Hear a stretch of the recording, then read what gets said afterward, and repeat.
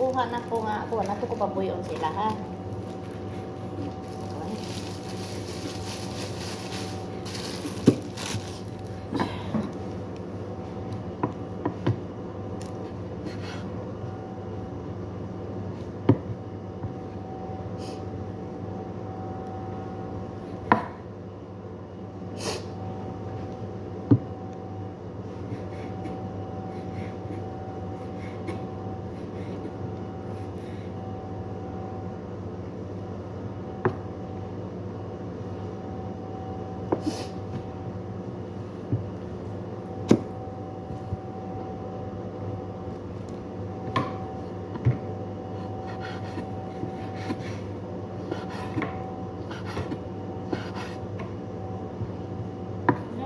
Siya mo lang.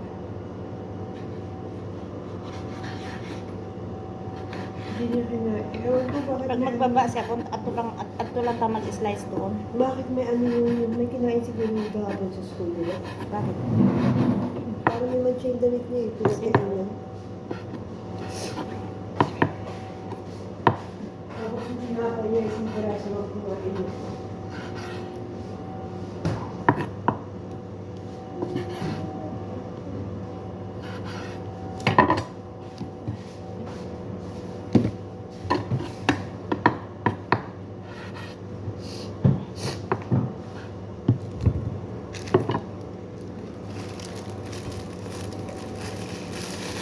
Konti lang sa ngayon.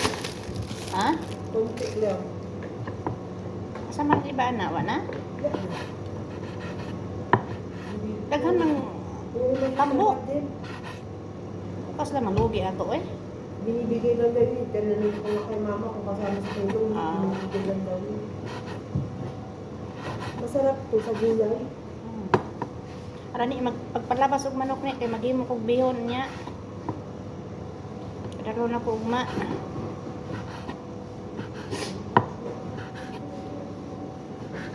Dad.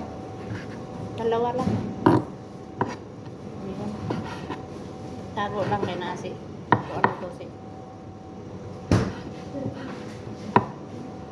Tabunan lang yun.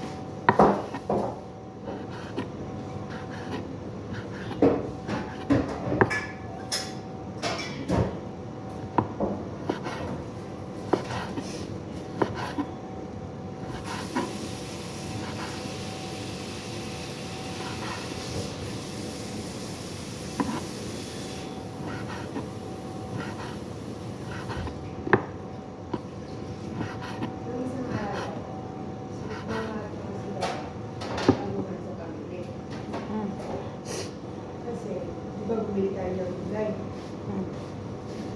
Tapos, Ayun sa kanya pa na ano pa.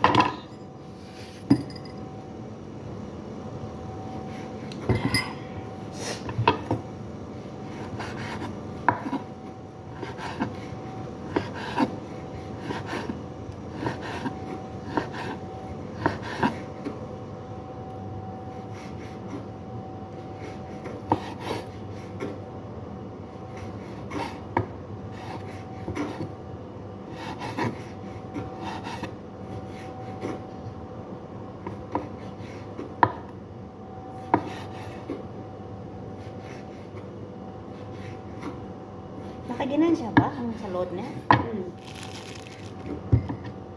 May bayad din kasi yun.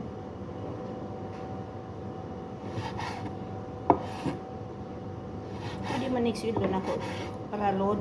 Palit ko para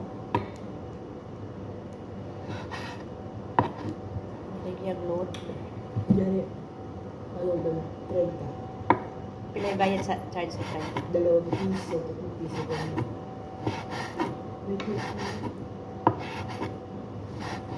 Kasi may magsinta, may bayad sa ano eh. Magkano nga? Piso? Kaya, Ang pagpera kasi, pag Gcash to Gcash, minsan tinutubuan na rin kasi yan sa tindahan eh. siyempre, kaya may bayad man. May didak man. Malaki ang tubo sa tindahan din. Kuwan man 10 gani. piso. Ha? 10 piso sa tindahan. Oo, kay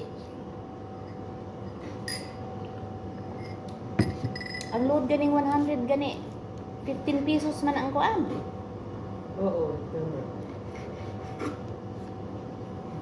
Bawas. Oh, so kailangan magbayad ng ano, 20 kay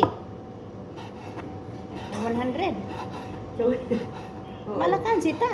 Oo, Lugi. pero pag 30-30 lang, dus-dus lang. Oo, kaya nakita ko man sa resibo. Dus-dus lang.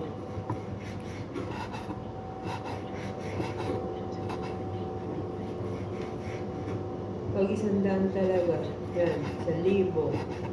1,000 yata, 30. Pag sending na niya.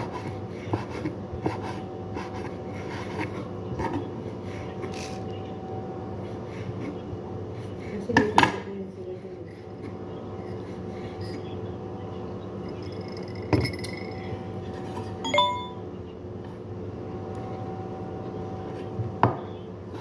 Kaya yung pang Gcash nila, hindi na ginagamit yung numero ko sa pang Gcash nila.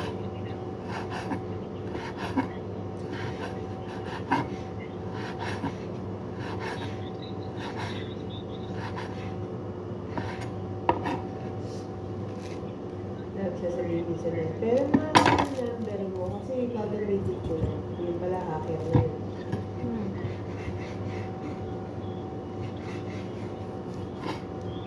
Nangyari yun sa akin sa cash. Hindi na ako mag-digit. Ano ba yan? Nag-chat si Evelyn sa akin. Sis, baka may mag-ano sa'yo ha? May mag-chat sa'yo ha? Nakakita ko. Meron na nga eh. Hinihingi lang nga ng number eh. Gagamitin niya daw kasi ganito ganito. Hacker yun. Eh wala naman ako ang vaccine. Yan, yung best friend ko sa sa Manila, sa high school. May nagamit yung account niya. 30 bucks. Pero nung ako ng 3,000, which is hindi naman talaga nahihiram yung best friend ko rin kasi may pera yan. Unang-una may padala si mami niya. Tapos may trabaho pa. Hindi ako yun.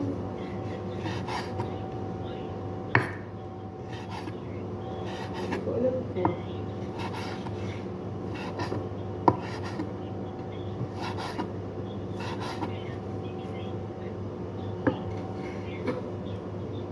Parang yung mga gusto nyo sa simple. Mga naka-registered tayo sa Pilipinas ha.